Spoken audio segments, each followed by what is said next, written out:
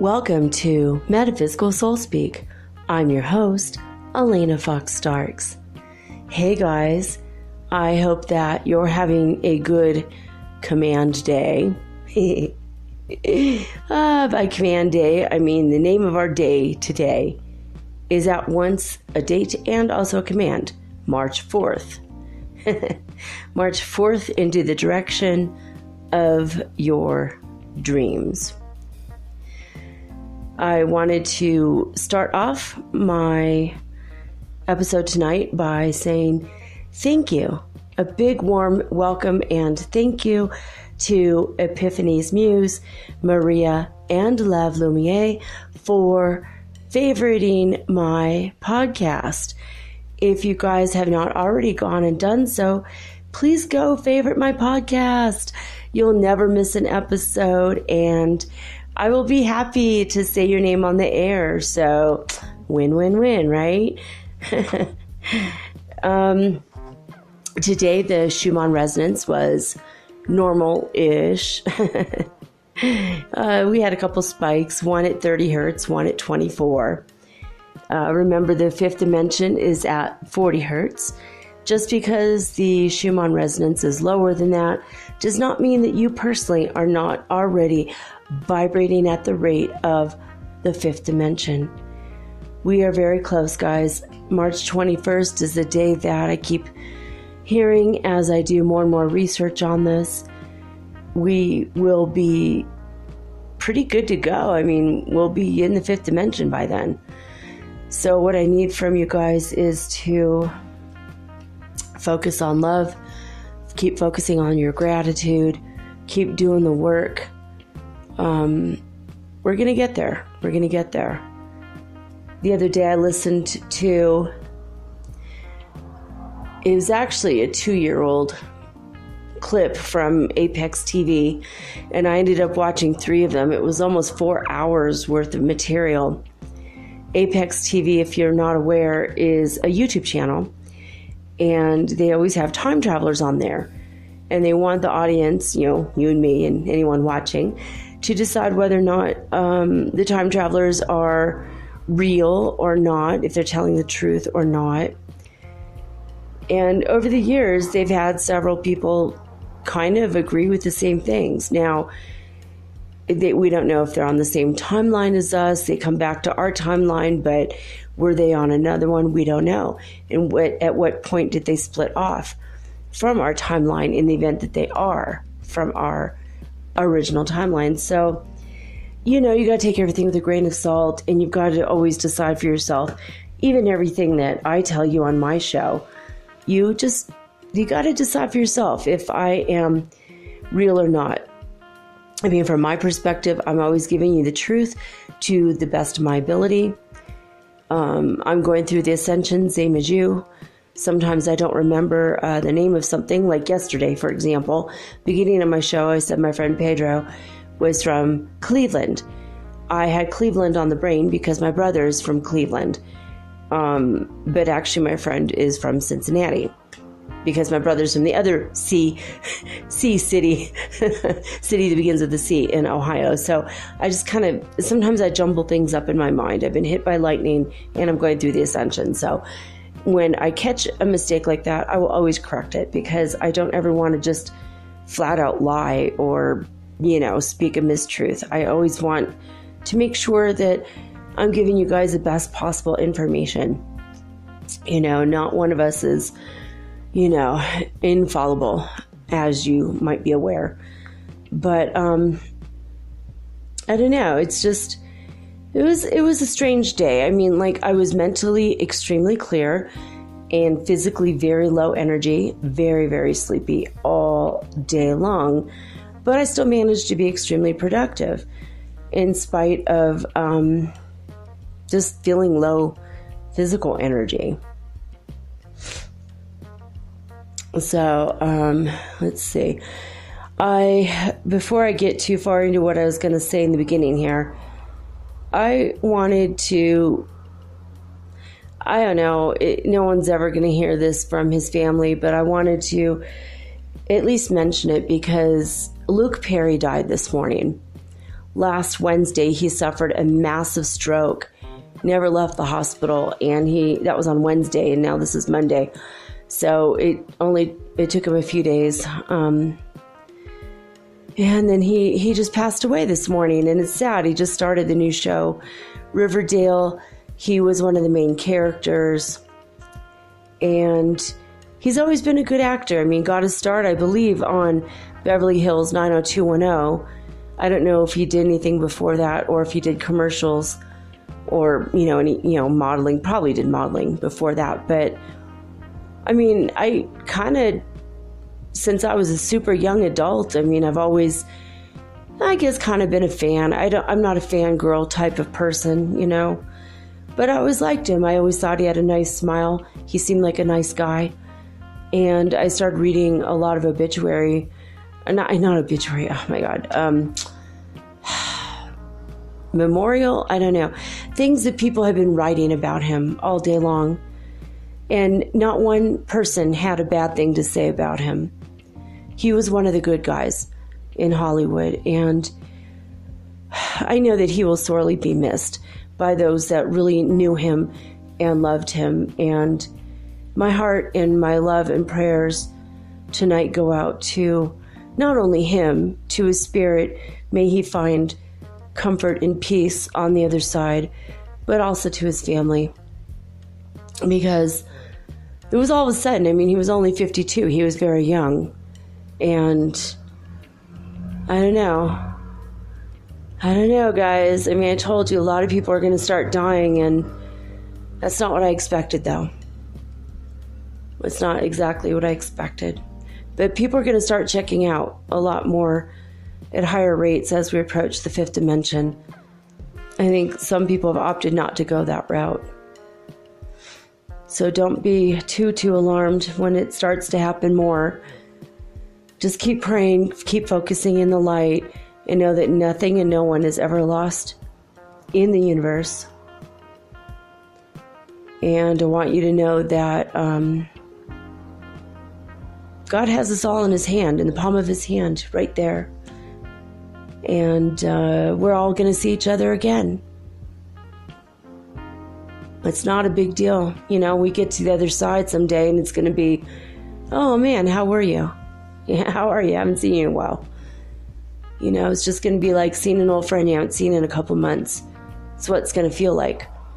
We only feel the pain of it from this end because there's nothing we can do. And unless we are channelers or psychics or we can telepath with those that are gone before us, it's like super hard for those that are left behind, So that's one reason why I brought you guys the messages from all the spiritual masters last night, which was kind of a last minute show idea that I did not come up with, but rather my higher guidance.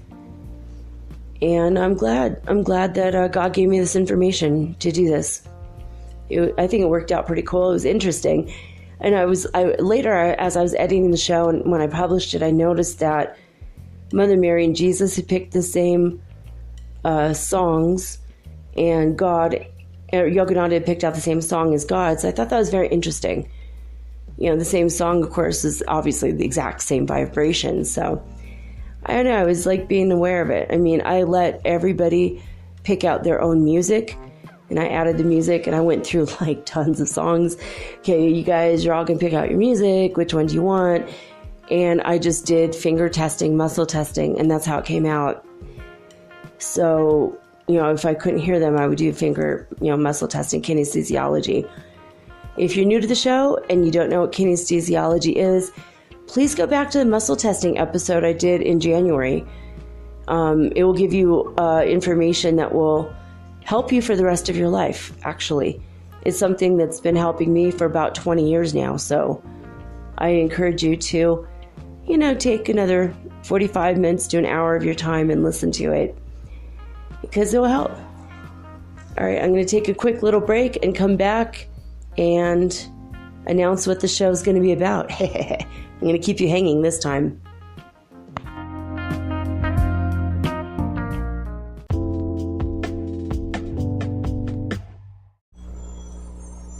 Hey you, have you ever thought about having your own podcast like me? Was it even a New Year's resolution? For me, it sure was. But as I've been looking into this for months, I was daunted. There's so many questions I had. When I was trying to get this off the ground, I was wondering, how do I record the episode? How do I get it across all the platforms? How do I get my podcast on Apple Podcasts when I don't even have an iPhone?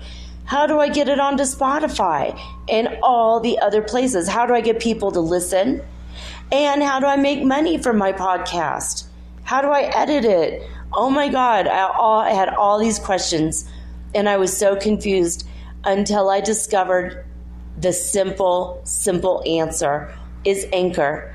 Anchor is a one-stop shop for recording, hosting, and distributing your podcast. Best of all, it's 100% free and it is ridiculously easy to use. And now Anchor can match you with great sponsors too, so you can get paid to podcast. All you need to do is record it. You don't have to go out and look for people to advertise on your show. They help you. So basically what I like about podcasting is I don't have to have a video of myself. You don't know if my hair is dirty or if I'm still in my pajamas or even if I'm wearing makeup. Haha. And it's so easy. I could do this from the comfort of my own home in my living room using this amazing app right from my cell phone. So easy, right? So if you've always wanted to start your own podcast and make money, by the way, doing it, please go to anchor.fm/start.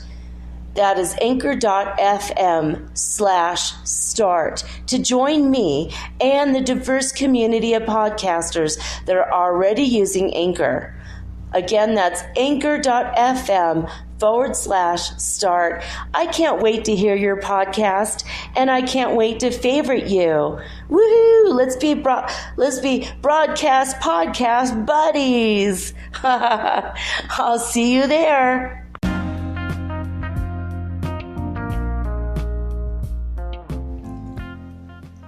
All right, guys. So earlier today, as I was saying, I was so productive, and I think announced about a week ago that I was on iTunes, and I was so happy, and all of a sudden I got all these people looking at my show. I was like, what?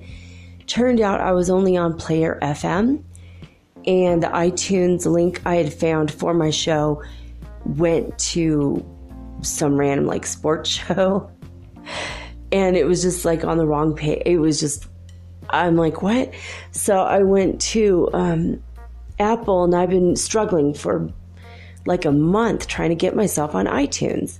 70% of all podcast traffic comes from iTunes, and after that, all the little tiny apps will pull from iTunes. So, I mean, there might be 200 apps I'm not even aware of that in a month or two will get all of my information from iTunes. Well, once I'm on. I was having a heck of a time, and I mean, the iTunes app came up on my computer in Spanish. 10 times I converted it to English. It's still half in English, half in Spanish, so now it's in Spanglish. I mean, it's like so ridiculous. I'm kind of technology challenged. A nerd, I am not. I'm not even a geek, okay? Oh, but finally today, I mean, they were putting me through the ringer. I'm like, just here's my RSS feed. Put it on your internet. Let people hear the show. You know, it's like so simple. And I had to sign up. I had to give them payment information. I had to download something for free. I had to shop through the store, whether I buy something or not, but there's like hardly anything for free. The one thing they said was for free. I got there and there was no way to buy it. Of course, everything was in Spanish. And even though I'm fairly fluent in Spanish, it was words I didn't know. Of course, it's like when it comes to money and, actually accidentally spending money on the internet, of course, that part's in Spanish. They kept telling me how to change it. And I'm like, I already did that 10 times. It's not working. My computer itself is a Spanish language computer, and I changed it all to English. So half of it is in Spanish anyway, still, because it's just so incomplete. The whole thing is so incomplete. But, so it was ridiculous. But I spent maybe 2 hours just really heavily concentrated. I'm like, I'm going to get this son of a gun, it's just my goal for the day. And after hours and hours and waiting for the email back and writing them back, and then, I had to log in, and then it would kick me back to the login page, and, oh, well, you didn't accept the terms and conditions. I'm like, you mean the terminas y condicionadas? Yeah, I did. Or condiciones, sorry. Not air conditions. See? Yeah. Anyway, sometimes, me voy a faltar mi palabras en español. Sometimes I'm going to lose my words in Spanish. But anyway, it was like so ridiculous. And I went around and around and around with this one person. They kicked me over to another person. I went around and around and around with them for a few days. The first guy for 3 weeks, and then finally this other person. And then they kicked me up to like a superior officer in the Apple industry. I don't know. And within 10 minutes, boom, it was solved. And I'm like, yeah, this isn't weird. This is weird because I did everything before that the other person said to do, but now that a superior told me to do it within that hierarchy, like a manager or a supervisor told me the exact same thing that the other person told me, and suddenly it works. And I'm thinking, yeah, I don't know. He did admit that a lot of podcasters out there were having the exact same problem this week. So I think their guys fixed a bug in the system. And they just try to make it like I just can't read directions or something. Because it was suddenly out of nowhere. I'm like, no, I did that before. I said I lived in the U.S. I said I lived in Ecuador. I said I lived in the U.S. again. I tried everything. But I finally got it. And now it's going to be another waiting game for a week to see whether or not I get accepted into iTunes. Pretty sure I will. I've been accepted by everybody else. Thank you, God. But still waiting to hear back from iHeartRadio, and that's it's been 3 weeks. They said it would be no more than 10 days, probably a week and a half. And so now it's been 21 days, and it's I'm so frustrated. I hate waiting. Yeah, waiting is the hardest part, as the song says. But I'm glad. I feel I accomplished something. I contacted someone about a huge ad to connect with people all over the United States in our soul tribe, in our soul family. I want to get the word out about my show. So that's good because, eventually I'm going to finish my books and I'm going to publish them, and I'm going to give the first probably 10,000 books away for free, the ebooks. And you're going to want to, be part of that. So keep, stay tuned. I have a few interesting books coming up, and I'm going to probably publish 3 this year. Realistically, I have about 15 on the table, but I'll probably publish 3 this year. Ambitiously, possibly 6 if this gateway ascension thing happens and we're fully up there and I have a lot of energy and a lot of my dense matter is gone and I'm able to do it. Then I'll put out more than 3 books this year, because they're books that are almost they're all half written. And I'm not going to tell you what they are yet. You got to keep staying tuned, but I think there's something for everyone and you'll probably be interested. So one of them you're definitely going to relate to. The other one you're going to be fascinated by. That's all I got to say about that for now. But one of the ways in which I was productive today is, or productive-ish, I suppose, is I got a really strange email. I'm on a list of a couple different companies that tell me about financial investments. Now, I've been too chicken shite to actually invest in anything. I have $500 in my investment account, and I've not invested anything. So it's just still sitting there in that account, and I'm just like, what stocks do I pick? Oh, is the stock market safe? Should I get my money back out and just put it in safe? So I've been kind of like stuck on the fence. I'm a fence sitter, and it's not a good place to be because, ouch, that hurts. But this guy is pretty conservative, but he's pretty right on about some of the stuff he said. So, I opened up the email. All right, I'm going to take a 10-minute break and do something unrelated to my career as a podcaster. And I decided, well, I'm going to go ahead and read through this. And it wasn't anything to do with financial anything. He was complaining about some lady named Alexandria who's coming on the political scene in the United States, and how she wants people to have free healthcare and free education. And he was extremely alarmed by that, which really got my dander up. I mean, if I was a wolf, I would have looked 10 times bigger because I was getting pretty mad about what he had to say. And he wasn't really rude. He was actually, I don't even know who it was, honestly. Oh, it was Stansberry Digest is who it was. But anyway, so it wasn't a man. It was just someone in that firm wrote this letter, or probably paid someone to write this letter. More often than not, these financial people will hire someone like me, a writer, and pay them. And when people click on the link, then the writer gets paid a commission on top of the initial pay. Well, so I figured, well, okay, so it's a conservative writer writing for this, for this digest. But it kind of irritated me a little bit. Like, just, why are you so hung up on the idea that if everyone has a free education, suddenly we're a socialist country, and why are you so upset? God forbid that people should have medical care. Like, oh my God, are you kidding me right now? Like, I was getting kind of pissed off about it. So I thought, well, you know what? I'm going to write him a letter. And I'm not going to call him a name. I'm not going to, I called the president like a cheddarhead or something. I think I said his hair looks like an orangutan's butt, but I mean,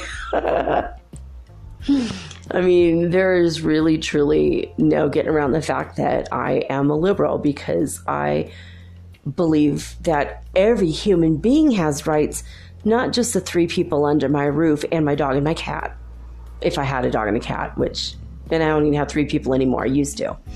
But I mean, it's not just about where your picket fence ends at the street, and it seems to me that people that lean towards the conservative side of things, they don't really want to think what happens outside their fence, outside their house.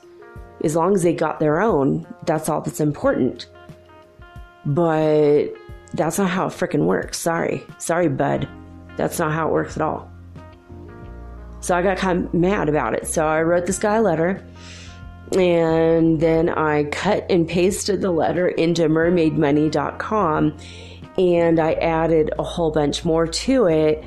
Still a little angry, so it's kind of an angry toned political piece that I wrote. But if you want to go see it, it's over there now. It's mermaidmoney.com. And Mermaid Money is my own name, but it's on Hub Pages.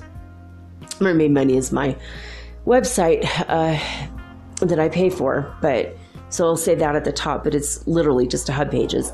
If you want to be a writer, actually you could do it right for my page for free. I don't get a dime from it. I'm just telling you in case. because I always believe in sharing, and I think we should share. Didn't we all learn how to share in kindergarten? Where did these guys, did they all miss kindergarten? Like, for real? Did they freaking miss kindergarten? And I got mad, I have nothing against Harvard University or Princeton or Yale. I mean, I've taken Yale University classes online for free on Coursera.org, and they're phenomenal. And I have learned a lot. And I like to always keep sharp, and I like to keep my mind sharp, and I like to learn about a wide variety of topics. I mean, as you can tell, I'm a Virgo. I'm very mental. My ruler is Mercury. Between Geminis and Virgos, we are the two signs out of the whole zodiac that, we can't shut off mentally.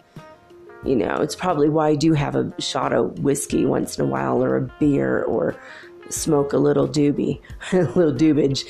I mean, because it's the only way I could turn off my mind so I could get a little bit of shut-eye. I don't always sleep because my mind is constantly turning like freaking hamsters in a cage. So, I don't know, but I turned it into something positive. I turned it into an article, and I got an email saying that it's been approved, and I had to fix one or two things, which I haven't fixed yet, but I'll do that later, probably tomorrow.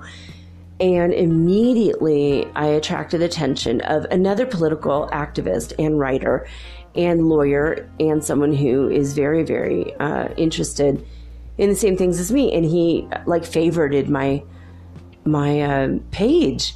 I'm like, oh my God, I haven't had anyone favorite my page in 3 years. So it was like this massive thing. I was like, oh my God. And then I'm like, well, I wonder how many people's ever even seen my page. I'm like, I would be thrilled if I went past 2,000, right? 2,000 views. Well, apparently I've had 18,035 views on my Mermaid Money. So I could not believe it. And I even have money in there. I had only $22. This is why they say being a writer, it's just more like it's a labor of love, and writing in and of itself is its own reward. I mean, even when I write movies, and someday I'll even sell one. And I mean, my cut's going to be I don't know, low six figures, but all the other people involved will be making millions. So writers, we just don't make that much compared to the other professions, even though we're kind of like the fuel. We're the fuel that feeds the fire, and sometimes not in a good way. But what was really bothering me about this, though, was that, so many people from the older generations, from the conservative point of view, are scared to death that our quote unquote way of life is somehow going to be detracted from if inner city school children grow up to have a university education. And I think it is racism. I think it is transphobia. I think it is homophobia. And I think it is misogynistic sexism. I really do. That's a lot to do with it. But I mean, not everybody gives a crap about Biff Chandelier and his family. Only the Biffs of northern New Hampshire, will give a crap about that in their little society gala balls. You know what I mean? And I'm sorry if this is offending you if you're from the East Coast. I'm not trying to make fun of everyone in the East Coast, but the whole Richie Rich society gala people, they're born with a silver freaking spoon in their mouth, and they don't know how to make their own money, and they don't come from nothing, and they never knew struggle. If you've never eaten out of a macaroni and cheese box because it was the only 75 cents you had, I'm sorry. I have a hard time respecting the lack of struggle in your life, I don't know. I like a guy that has calluses on his hands, that had to move around a lot as a kid, like me. I don't know. There's something that builds your character when you have to struggle and go through shit. Honestly. And when you are cushioned from the blows and sadnesses of life, you don't really come out of it all that smart. You're not at all street smart, that's for darn sure. You know? And I don't know. I mean, I've met guys like this. I've met men. I've known billionaires. And I don't know. I've known billionaires that were born into that. And it's just, there's like a self-smugness to them, a self-entitlement that they didn't earn. And I think that's what irritates me the most, the lack of earning it. And then for me, when I met other guys that came from nothing, Bill Bartman is a billionaire that I know personally. And he and I kept a dialogue for months and months after we met. We just had a chance meeting at 3:00 in the morning in a Los Angeles hotel. And I ended up meeting his wife and his whole family. One of the sweetest guys in the whole wide world. And I bought his book from him. And he gave me his email so I could ask him questions later about it and have a dialogue, because he enjoyed meeting me, and he thought that I was educated and intelligent. And so it was nice, you know, it was like cool. It's like everyone can offer somebody else something, you know, like I could offer him my opinions and insights and, you know, my knowledge and intelligence, and he could offer me his from his perspective. But I mean, the guys that I've met that are billionaires that just were born with that silver spoon in their mouth and they never, you know, took it out or ventured out of the castle on their own. Those people just kind of irritate the flock out of me, just to be honest. And they expect to be entertained, you know. Like I met a guy who literally, he said, "Can you tell me a joke?" And I told him a joke, and he said, "Well, that's not very funny." I'm like, "Well, I'm not the court frickin' jester, so sorry." You know what I mean? It's kind of irritating. So, I don't know. I mean, I respect the hell out of anyone who came up from like zero and built an empire. You know, I respect that. And I know a lot of people. I know a lot of millionaires and billionaires personally. People I've sat in a room with and had lunch with and talked to and called on the phone and emailed. And because it's, for whatever reason, money's always eluded me. It hasn't been my path up until now. I think it's going to be my path soon. I feel it. I feel it coming. It's like my one last lesson I have to learn before I can pass from this world. So it's like what I need to beat this level, Mario. It is what it is. But I don't know. I mean, it does not take away from the fat cat Richie Riches when the poorest people of society get educated. The only people that it really threatens are the charlatan putang grabbers that are in office that will not be in office much longer. I don't give a crap if it's 5 years or one more year. After 5 years, it's all over, baby, and backlash is a bitch. And it's coming. It's coming down the damn pike. And so I said in my article, backlash is a bitch, and she's angry, and she's coming for you. And I'm sorry, conservative people, but the liberal people are going to take over again. And none of this would have to happen. We could have an absolute balance if the conservative people just had a heart. They just gave a crap, you know, about everybody. If they looked past the color of people's skin or past what they imagine someone's genitals may or may not be, you know, if they stop making fun of people's gender identities, and if they stop imagining that all women everywhere are helpless little bimbos that don't have a brain in their head just because they're beautiful or have big boobs, you know, it's just something that women have to put up with constantly, you know. And I'm not a man hater. I love men. I love men very much, you know, because we're all just spirits. Honestly, we're just wearing flesh suits. All this crap is just a damn illusion. We are all masters in the making, you know, and we got to get past a lot of this social crap if we're going to make it. Because I mean, we've been teetering on the edge of a mass extinction event and putting ourselves into oblivion. We've been on the edge of it for a long time.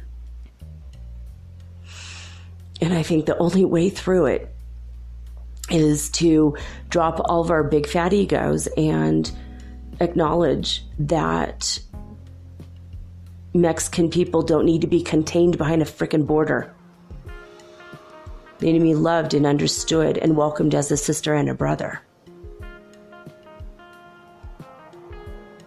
Like everyone on earth. Everyone deserves to frickin' eat. Babies that go hungry at night, they don't deserve that. I don't want to mention all the atrocities of the world because you know them. And it's not going to serve anyone if we all drag our energy down.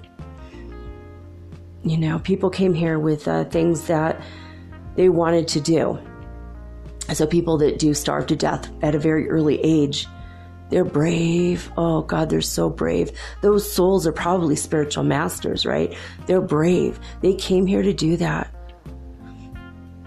so that the rest of us will open our hearts up and our wallets in some cases and our brains, and we can create solutions.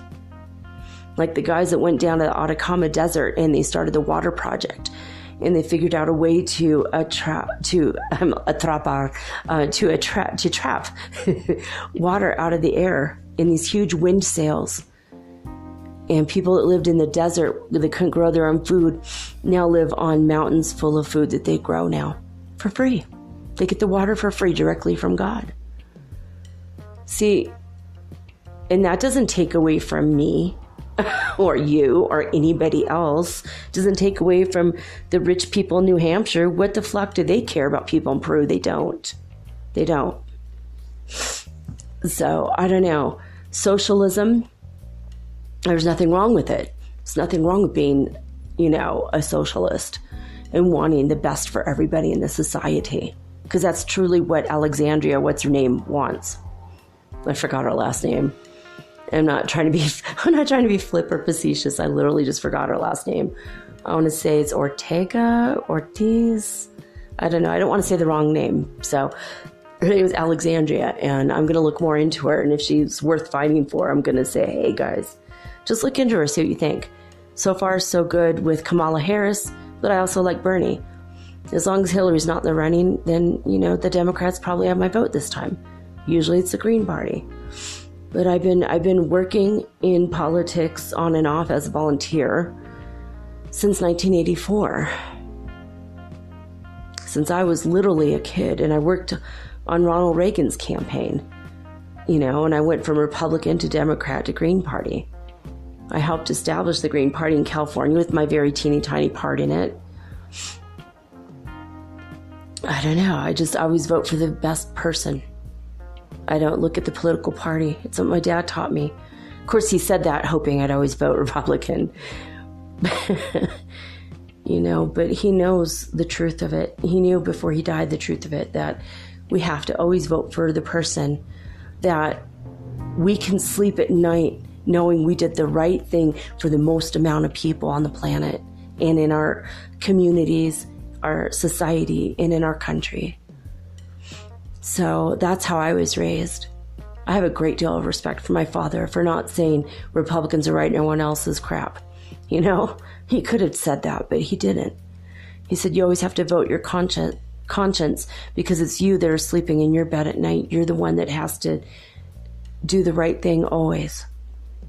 Even if it hurts, even if it's what you considered the enemy before, you got to do it now. And I think we're at a breaking point right now in all of humanity. We're at a breaking point. Even the Pope is speaking out against the priests who are accused of sexual abuse and they're hiding within the church.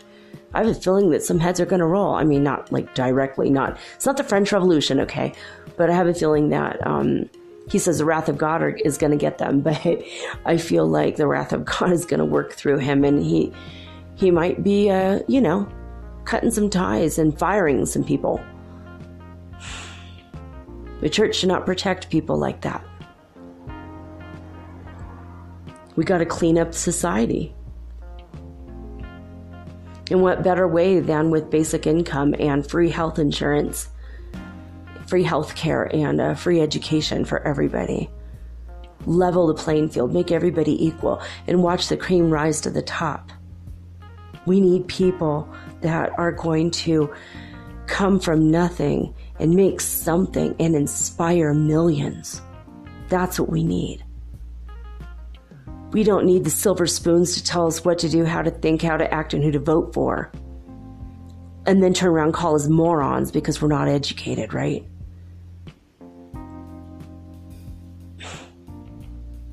So, you know what? They all can't live forever, and they all can't get through the gate of heaven unless they are filled with attitude of gratitude and an attitude of love. That's my personal consolation in that knowing.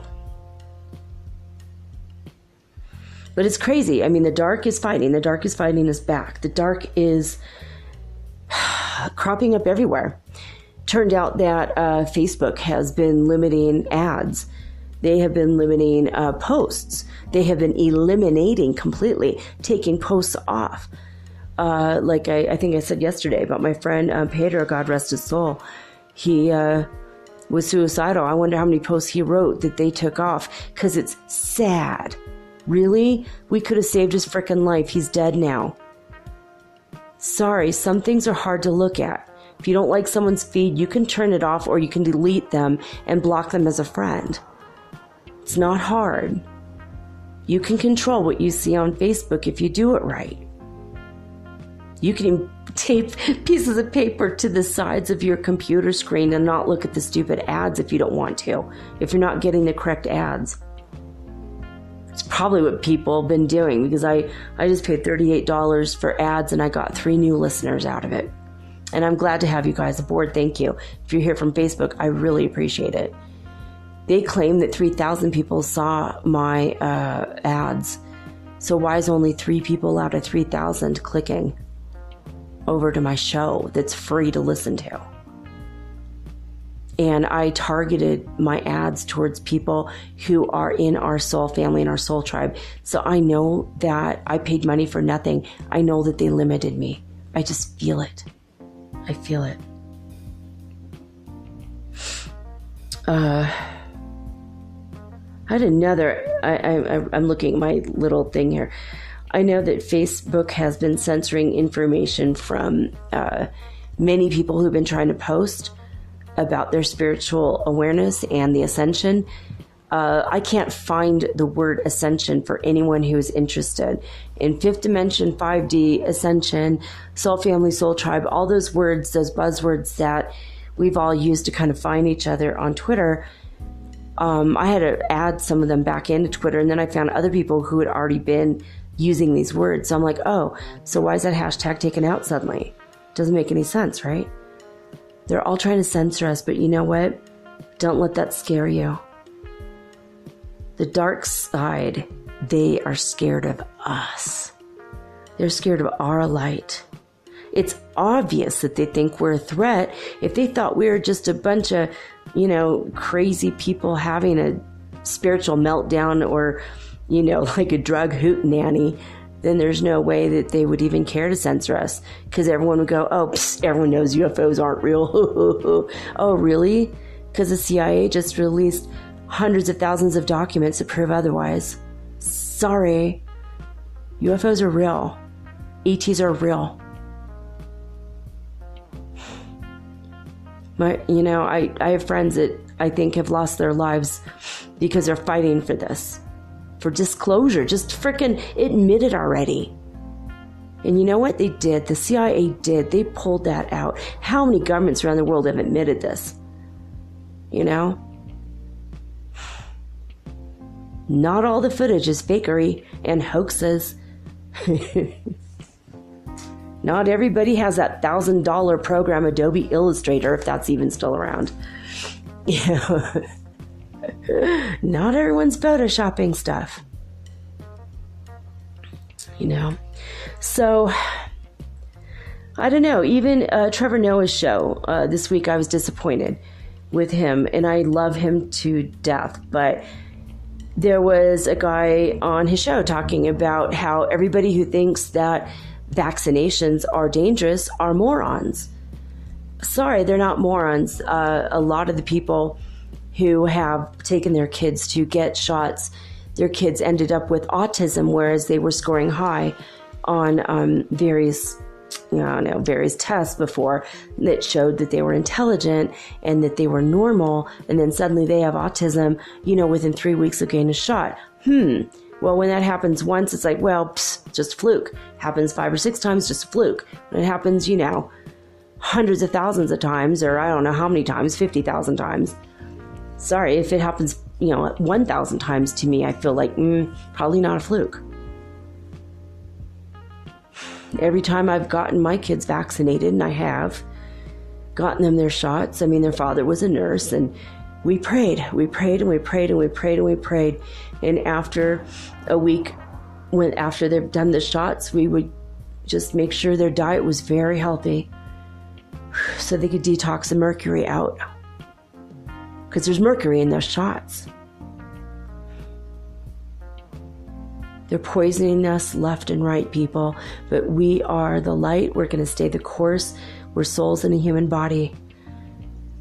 We are more powerful because we know who we are. We're awakening to that, who we are right now. We are going towards the light. We're walking towards the gates of heaven. We're going to be there on the other side in the 5th dimension together. And we're not going to let them win because you know what? They can't. They can't win. It's not even a matter of letting them or not letting them. They just can't win. Sorry. The key to the gates of heaven is shaped like a heart that cares about humanity. And if you don't have a heart, baby, you don't got the key. You do not have the key. Sorry. Oh, did you come to our gate? Psych. You needed a key. There's no locksmith in the world that's going to give you a heart that's going to open that gate. Only you've got the key to that. And if you don't want to use your heart, there's ain't nothing I can do about it. Sorry. I like to say that like Bubble on Absolutely Fabulous. If you guys have ever seen her, you should go look at a clip on YouTube of Bubble. She always goes, oh, sorry. And she's like never sorry. She's so hilarious. She has a sorry, not sorry tone to her voice when she says sorry. Oh my God. She's such an amazing actress. She's hilarious. But yeah, YouTube was censoring the information. You could still go to my Metaphysical Soul Speak channel on YouTube. There's a 4.5 minute, almost a 5-minute video about me announcing my metaphysical podcast. There's no sound on it. People literally say, oh my God, there's no sound. It's like, yeah, I'm leaving this up only as a reminder that YouTube is censoring us. I already took down 2 or 3 other videos in which had perfect sound on my computer, but didn't have perfect sound. But when I do a topic that has nothing to do with this spiritual stuff, oh my God, what a damn miracle. It comes out perfect. Right. Trying to hold us back, hold us down. It's not going to happen. Thank you, God. My podcast is on many, many, many different ways, many different channels right now. They're not going to keep me back or hold me down or silence my voice. They can't anymore. They're losing and they know it. So when you start to feel a little bit down and you start to feel a little bit like depressed about the stuff you see in the world, just remember that those are yesterday's thoughts that are created today. Today's thoughts that you're having is what's going to create your tomorrow. That's how it's always been. It's how it's always going to be. All right, this is going to be another long one. I'm already at like 46 minutes, but I am looking at this going, all right, this was kind of an important one to say and talk about, you know? So when I come back, I'm actually going to just go through a little bit of a talk about our food, conversating with our food. You know, have you heard the book Conversations with God? This is going to be conversations with food. Yeah, it sounds a little weird, but not any more weird than the teddy bears are alive, the car is alive, and any of my other crazy shows I've done. But bear with me, hear me out. If it doesn't resonate with you, throw it out. If it rings true in your heart, then just do it. Who's gonna know? If you're talking with your food. Okay, that sounds weird, but I'm gonna come back in a minute and I'm gonna record this part and see what you guys think. You know, shoot me over after you listen to this next section. Shoot me over a message on anchor.fm/metaphysical. Or conversely, you could write me a private message at Metaphysical Soul Speak on Facebook. And that's the @ at Metaphysical Soul. And I will get it. Or you could go to Twitter, and Mermaid Girl 888 is another way to get in touch with me. I started to find a lot of our soul family and soul tribe on there just recently. So, all right, I'll be right back, and we're going to talk about having conversations with food.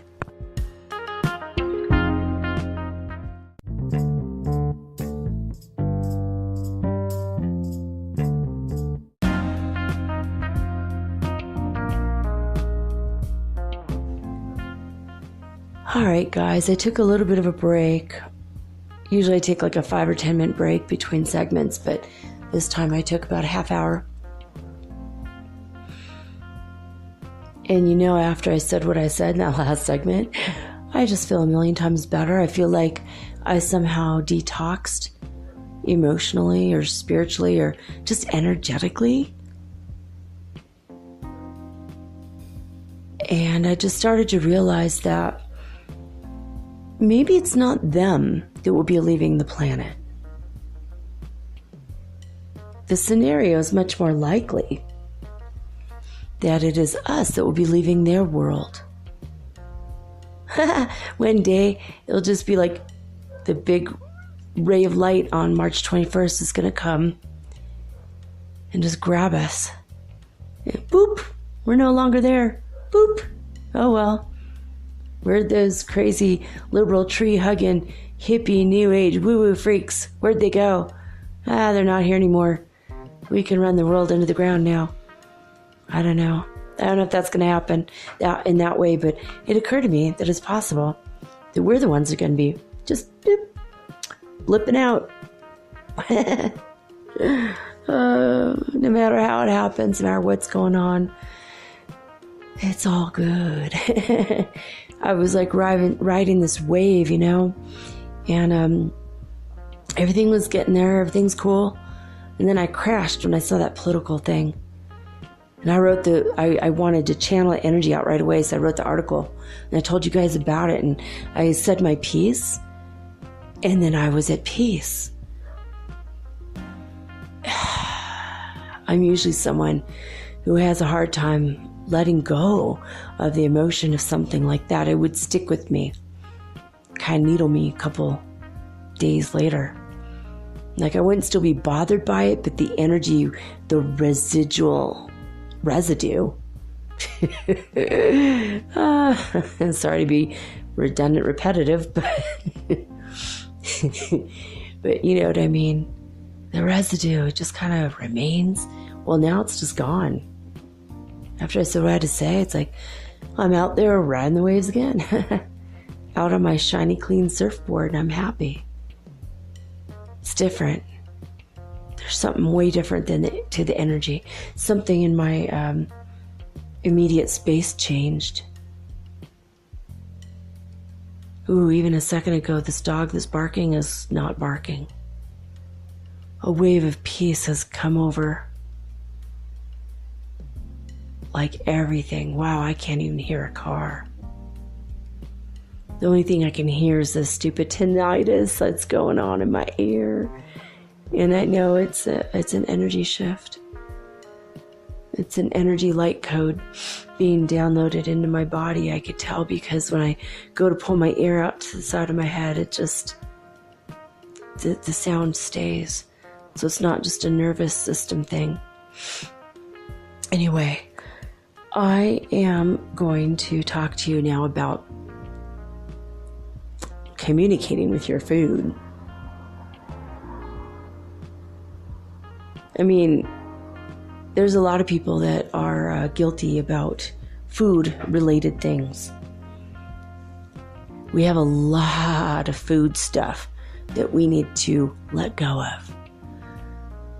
I decided a long time ago, actually because partially or a huge part due to Mike Dooley, who was on The Secret. And I had bought several of his programs, actually. And I would listen to them. I had a job in which I was driving around years ago, and I listened to his CDs one after another, after another, after another, after another. I mean, I couldn't get enough. I mean, I had like 20 or 30 programs from various people. I just want to raise up, you know? Raise my life, elevate myself, get knowledge in a wide variety of, I mean, for everything from real estate, which is another passion of mine, to travel, to making money, because that's always eluded me, but mostly the spiritual stuff, mostly healing, spiritual, raising up. So Mike Dooley said that if two people are going to eat an ice cream cone and the first person is going to beat themselves up and feel negative about it the whole time, then they're going to fret over it for 3 days later thinking they're going to definitely gain weight. Well, guess what's going to happen? Probably they're going to gain the weight, right? And he said, but what if it's you're the other person, and you consciously choose to eat ice cream and enjoy every moment of it? You're only in a 3D body for so long. We only have a few more weeks left. What if you just ate that ice cream and you savored every bite? You felt the coldness against your teeth, and your tongue felt numb from the coldness. And, you know, for me, it'd be chocolate, of course, probably Rocky Road, because I love Rocky Road. And you just enjoy every moment of it. Every moment you're eating this, you're smiling, you're laughing with your friends or your family, maybe your kids or your mom. And every second, you're just enjoying life, and you're so grateful that you have the money to spend on this, that you have the time to enjoy this, that you allowed yourself the space and the grace to just have what you wanted for once. And then for days afterwards, you thought, I'm so grateful.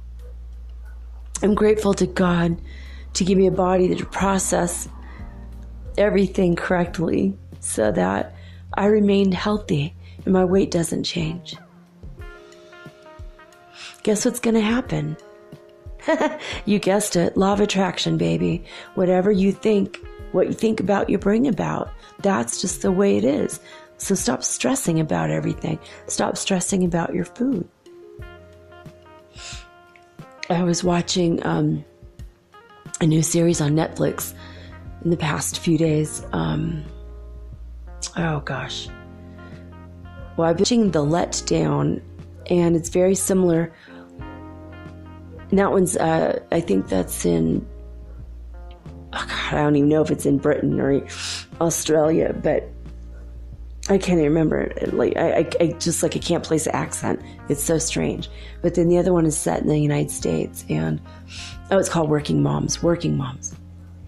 And one of the moms is completely stressed out, and she hires this amazing nanny who, I mean, I wish this nanny existed and could come and be my nanny, because she's an amazing woman.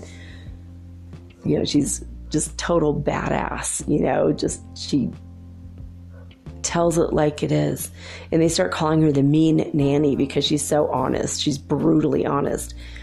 But the kid who wasn't responding to anyone just started really liking her and opened her heart because she appreciated being told the truth. And but anyway, the mean nanny throws away the mom's ice cream. And the mom's like, I need it. And the nanny shamed her for wanting ice cream. She's like, well, it's basically poison. You don't want to put that in your body, do you? And it made me think, as I was getting ready for this episode, that a lot of times we will buy something and then label it poison and then continue to eat it. So why do you do that? Why do we do that? I don't do it anymore. I think years ago I did, but now I don't. I just accept myself. Someone also that I met a number of years ago, she was eating a big bag of Doritos. And she said to me, she was really skinny and not skinny fat. She was in excellent shape. She had like muscles. Oh my God. I mean, I wanted to be her when I grow up, and she was way younger than me, but she was in perfect shape. Beautiful, beautiful heart, beautiful woman. Her body was freaking perfect, but she deserved it. She earned it. She worked hard for that body. And then one day I see her eating Doritos. I'm all, what? Hey, what now? And she said, you know what, honey? Sometimes you just have to let go. Once a month or twice a month, just let go and eat whatever you feel like eating. Just follow the feelings of your body.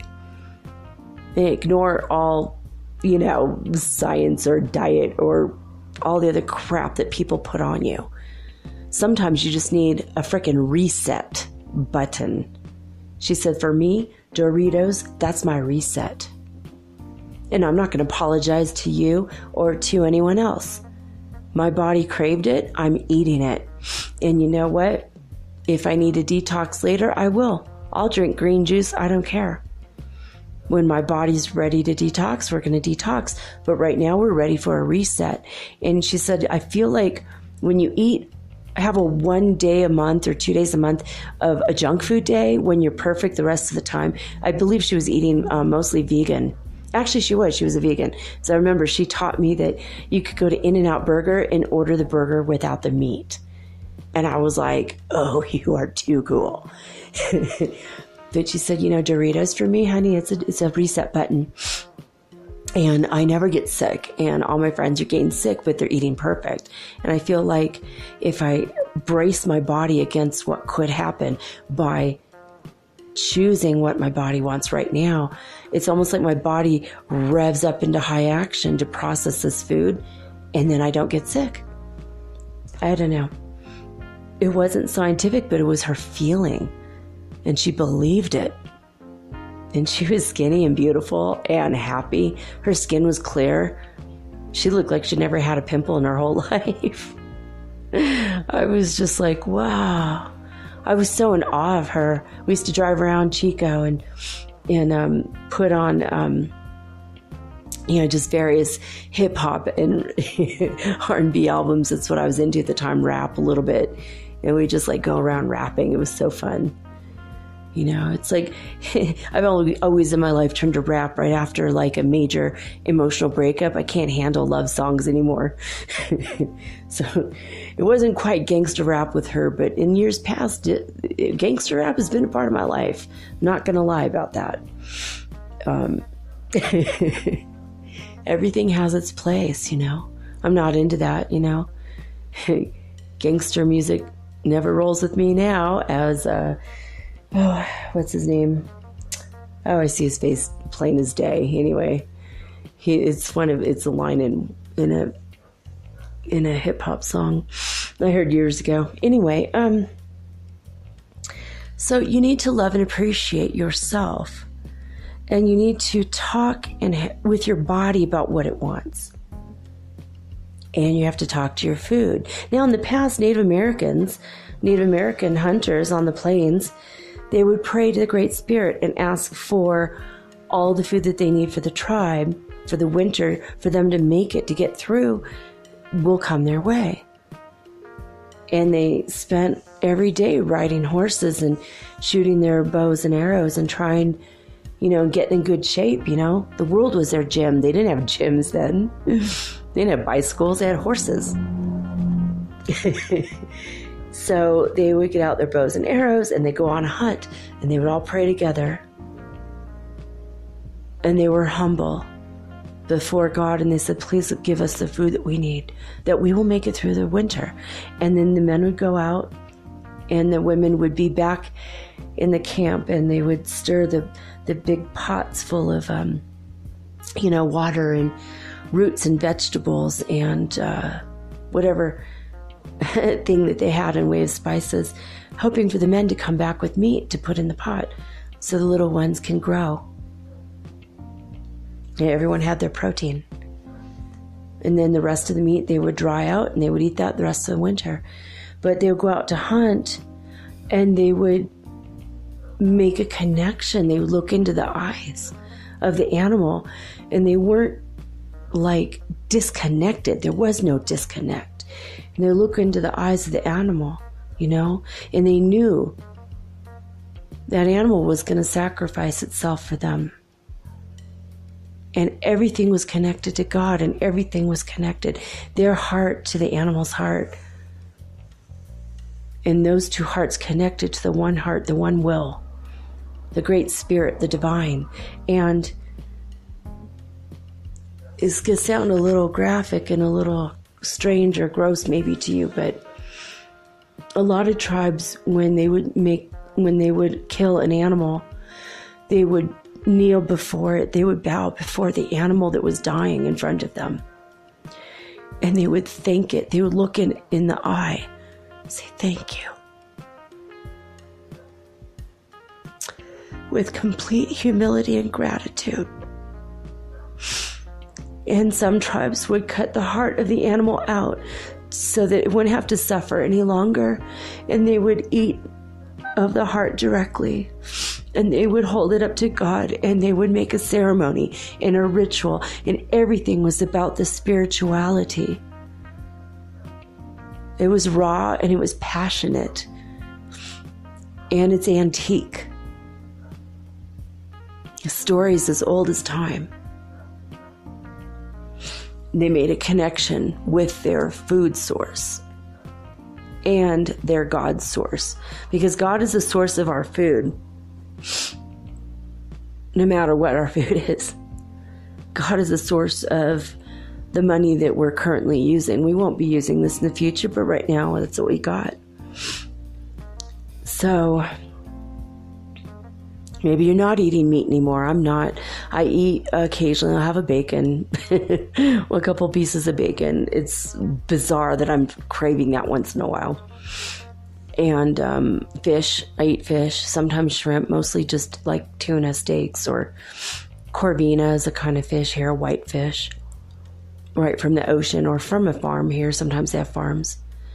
But I don't eat anything from animals hardly anymore, except for dairy. I do eat dairy.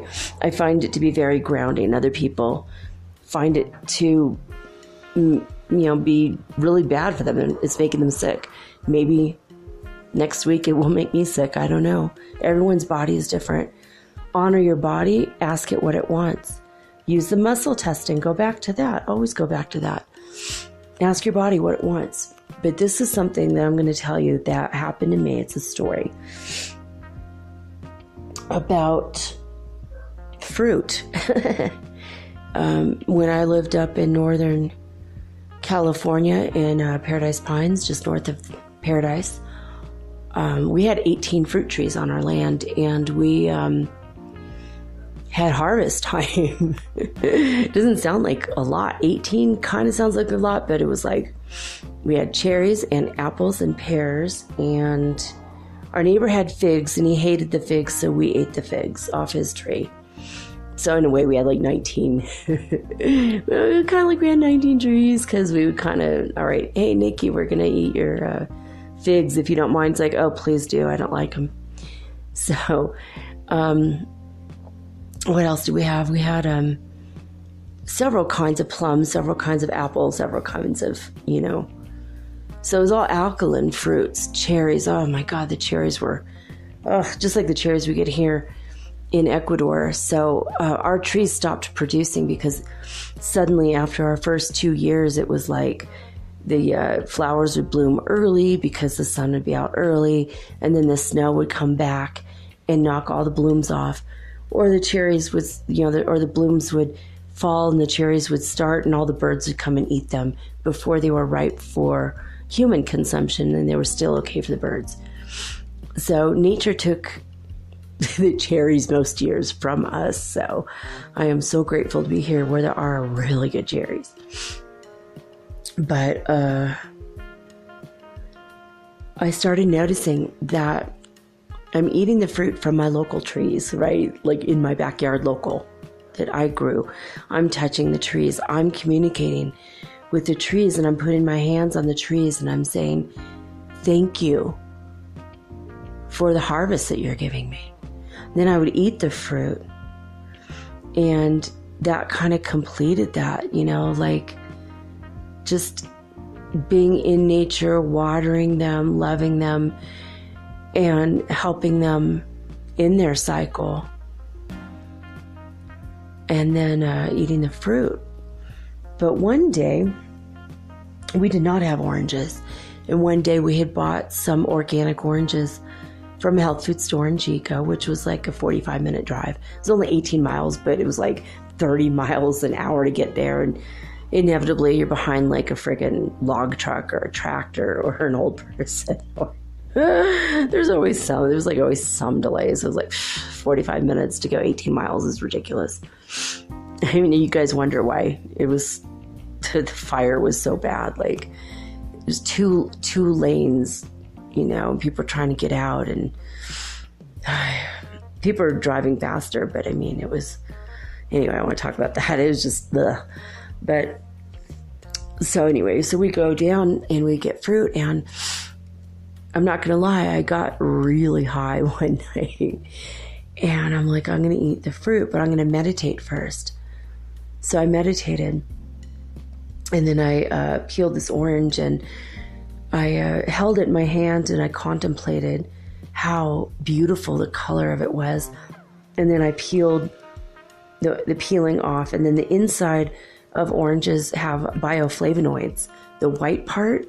So if you scrape that out, so I scraped that out, and I ate that because I know that's super good for people with asthma.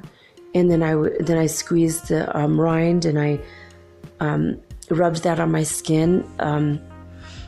That it brings about the feeling and sensations of joy, and it clears your aura, and it lifts your mood. It lifts anxiety and depression. The essential oil of orange, and it's in every orange you get. You just squeeze the rind, and the oil comes right out onto your hand. And I just wanted to sit in complete and total appreciation for as long as possible with this orange. And so I took the first bite. Finally, I got to the orange part, right? And I took my first bite, and I closed my eyes, and I savored every second, because I never wanted to lose that moment. I wanted to see if I could freeze this moment in time in my mind's eye, that I'll always remember it. And that's when the extraordinary happened. Somehow my spirit connected to the spirit of the tree that produced this orange. And she was a female, and she said to me, "How do you like this fruit?" And I said, "I love it. It's so sweet." And my heart just was filled with gratitude. And I said, thank you for producing this fruit. This is really good." And she said, "Well, I need the feedback. I want to know, because I always want to be of service to humanity in a good way." And that's when I realized that we're not talking to our food the way we need to be. We need to be thanking everything, being grateful for every single second, every atom that's in our surroundings, everything that God brings to us. So I tried it the next night, same experiment, but this time with an apple. And I connected with the tree. I said, I like to be connected to my higher self, my holy guardian angel. I'd like to be connected to God. And I'd like to be connected to the tree that produced this apple. I want to be connected to her spirit. And I connected with her. And I said, thank you for producing this apple.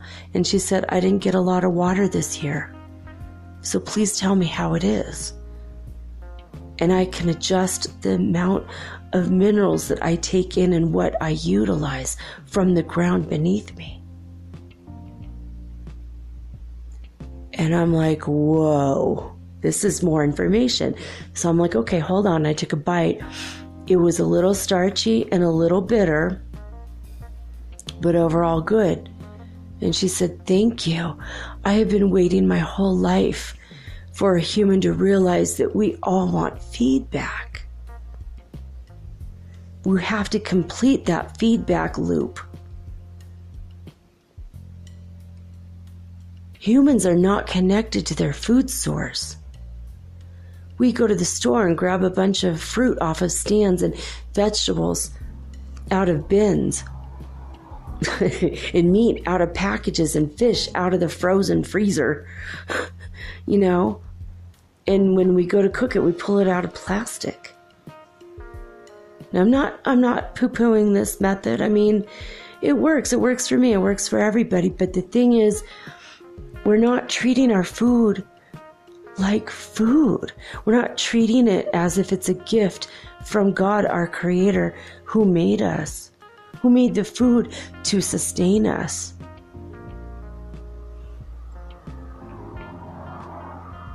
And why not? We forgot. We have lost our way. We have lost our primal nature when we live in concrete buildings and we drive around in metal cars. And we're pulling the oil out of the ground and refining it to make our cars go. And then we're polluting the environment and we're harming the very trees with which we expect to get healthy food. It's all got to stop. I'm not trying to food shame you or myself or our society. I'm just saying that we need to have a greater level of understanding and awareness and a connection and a communication with our food. When we eat root vegetables, the plant is dead after that. You pull a carrot out of the ground, it's got but one life to give, and it sacrifices for us. Animals that are born here that know they're going to be cattle for us to eat a hamburger, they do this out of love for humanity and service to us. They know there is no greater service than service to God, and we are God and they are God, and it's all okay. But it's a lot less okay when we buy food from factory farms and we don't say thank you and we turn a blind eye. If we don't even look at our food when we eat it, we look at TV and we ignore what we're doing. This is not good for our bodies. We're disconnected from the planet and each other and the animals and the vegetables and the nuts and the seeds and the grains. And we're disconnected from the fruit trees. And all of it is here to serve us because, you see, we're God. And while everything and all of harmony of nature is here to serve us, it's because we're supposed to be achieving our spiritual awakening so that we realize we're God. So we become humble and we become grateful and we become filled with more love. And we give that back to the earth and we give that back to the trees in a feedback loop, and we give that back to the animals.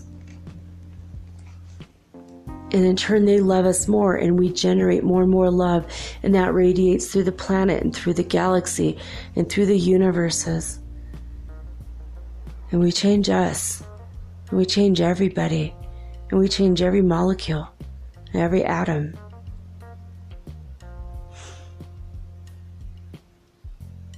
We've been doing it all wrong. Now it's time to stop, take a step back, and realize how we can begin again to do it right. Thank the chicken before you crack that egg open. Say thank you to God. Be grateful for every morsel of food you put in your mouth. You know, whether it's a piece of chocolate candy, or it's a sip of tea, or it's a carrot. I have a feeling that the root vegetables are connected to our root chakras. We're taking their whole life into our body, and our life force energy, as you've learned from me in the past week, that adds to our kundalini. When we have an attitude of love and gratitude, and when we cook with love, and we put our own energy and love into the food, our family's going to be happier. Go watch that movie, Ramen Girl. It's a hilarious movie, but it's really good. You know, she's just thinking about her sad, sorrowful self, and she starts to cook for people, and they walk away miserable and crying. And she has to learn to manage her energy when she's cooking food for other people so that they can feel the energy.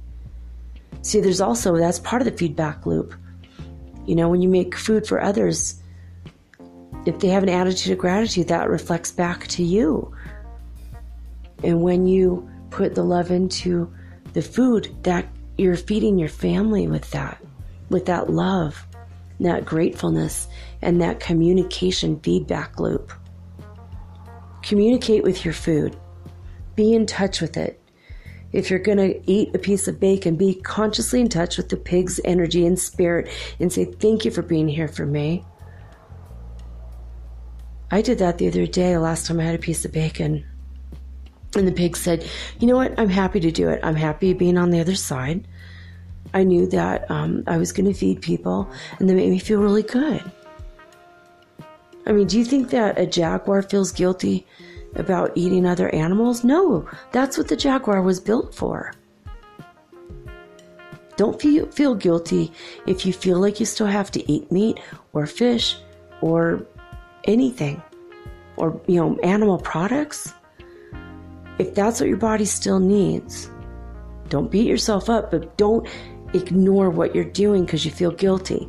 Stop the guilt. That serves nobody. Be a part of the communication loop, the feedback loop with your food.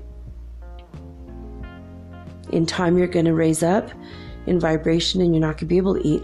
My beautiful son brought me some food tonight, and it had meat in it, and I got near the food, and I felt the energy, and I was like, oh, I couldn't do it. My energy is, I can't handle it anymore.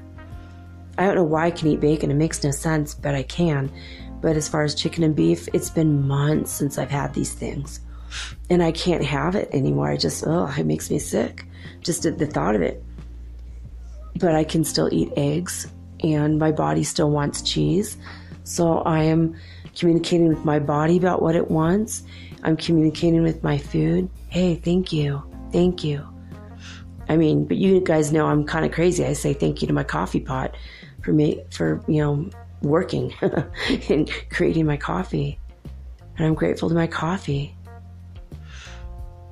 And sometimes I forget, tonight I had oatmeal. I forgot to say thank you to the plants that created the oatmeal.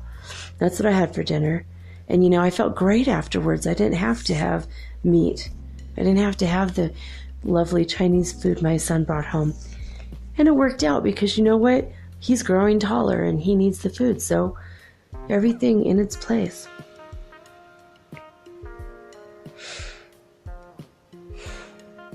So stop beating yourself up about eating ice cream or eating meat or eating whatever you want to eat.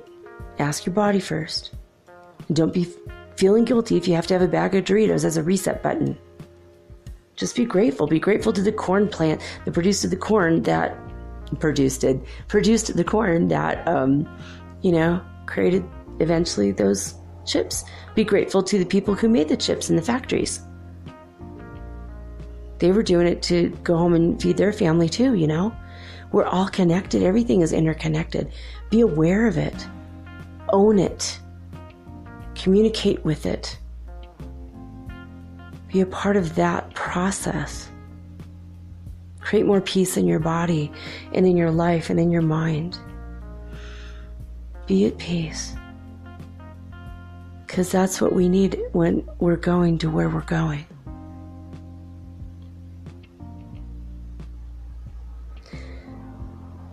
Eat the fruit. Try it. Try that experiment. Try it, what I did. You don't have to get high. That was just what I did. And that's how I discovered it. By smoking a plant that, by the way, when I smoked the plant, I said, thank you to the beautiful, divine, feminine spirit inside this plant.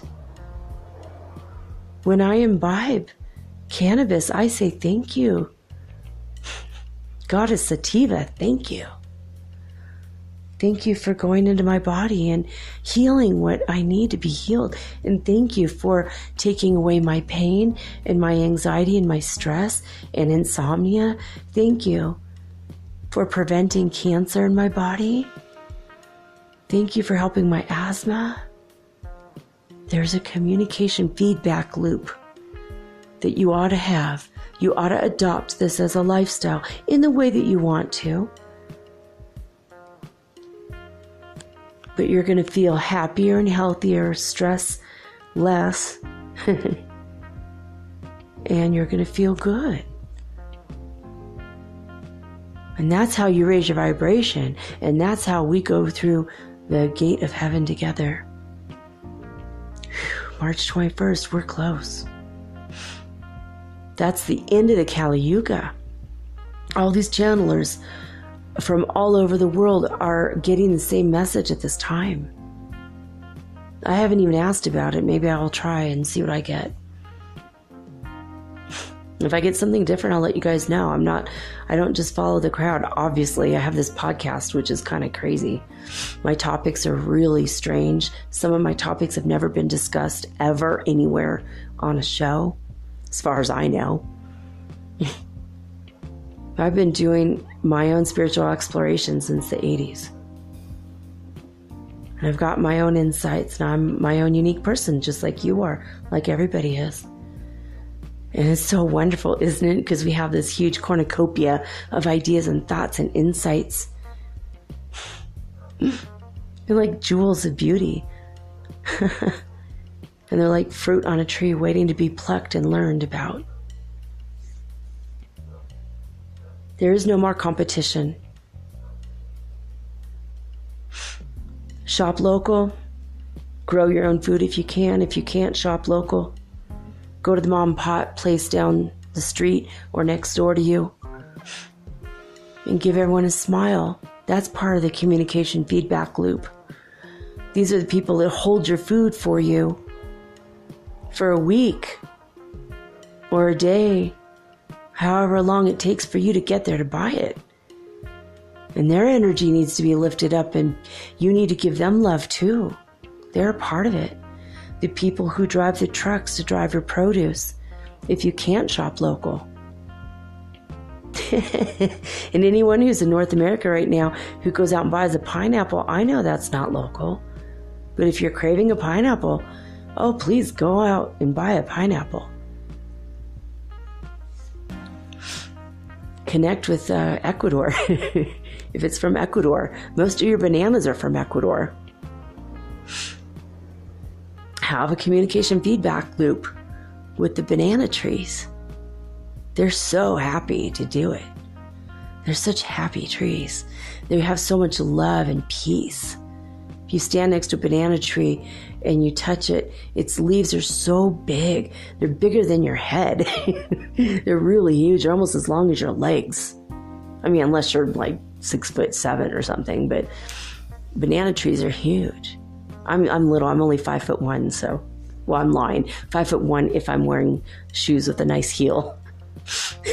I barely can make the cut of 5'1". And I'm just humbled by these plants. You know, when I go out and touch them, I'm just like, wow. Ooh, the energy is so vibrant and alive. And it goes all the way to North America, and you guys eat the bananas. Have a communication feedback loop with all of the food you eat. Say thank you silently to all the people that were involved to bring the food to you. Say thank you to God for bringing the money to you to buy the food, and for creating the food, and for creating the people that were willing to work in this cycle, in this process, to keep you alive. No one lives in a vacuum. We all are interconnected somehow. As much as I like to think I'm alone, I know that I recognize it. I walk to the store next door and I buy as much as I can from them. They're a little family, And, they need the money, and I want to keep them in business because it's super convenient for me, But also, they're good people, and they're always asking, how are you? How's your kid? They're good people. I want to raise their vibration because they're watching my food until I get there. That's not the only reason, but I want to raise everyone's vibration. So love the food you have and give it honest feedback is helpful. The trees need that. The plants need that. Until we no longer need food, maybe we should do it this way. Try it for a month and let me know what happens at anchor.fm/metaphysical. Shoot me over a voice message or send me a written message. I want to hear from you guys. I want to know that you're listening, and I've been hearing from a lot of people actually, and I'm so grateful. I'm so happy you guys are here. You all are listening to me. It's so cool. I'm grateful that you guys are here. You guys are part of my spiritual communication feedback loop. I'm grateful for that too. I think there's a lot of feedback loops. We could probably start coming up with a buttload of them. But right now we're just going to talk about the food. Oh, water's another one, by the way. Water's another one. And your air. Anything and everything you take into your body is all connected. Having a shot of vodka, that comes from potatoes. That's a root vegetable. Those potatoes gave up their life so you can be relaxed in the evening. Not going to say in the morning, but you know what I mean. But always add it with orange juice. That's always the best one. Or champagne. Oh my God, it's even better. No matter what you eat or drink or do or smoke, be grateful. Even if you take mushrooms, magic mushrooms, that's also part of that feedback loop. You open yourself up to them and they will tell you a world of information. I love you guys. I love you very much. I hope that I have touched upon some things that maybe you were already thinking about. And I brought you some new ideas that, will maybe change your world, open you up a little bit. If you open up to one idea, other ideas come flooding towards you. So it's going to all be helpful, hopefully.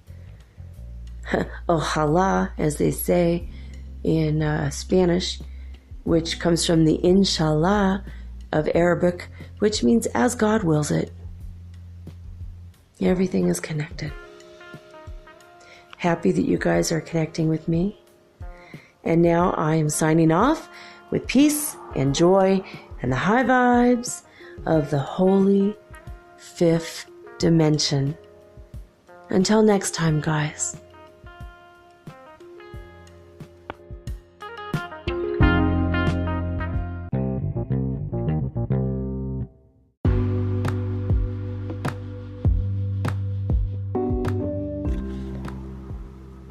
Metaphysical Soul Speak is run on sponsors and listener support.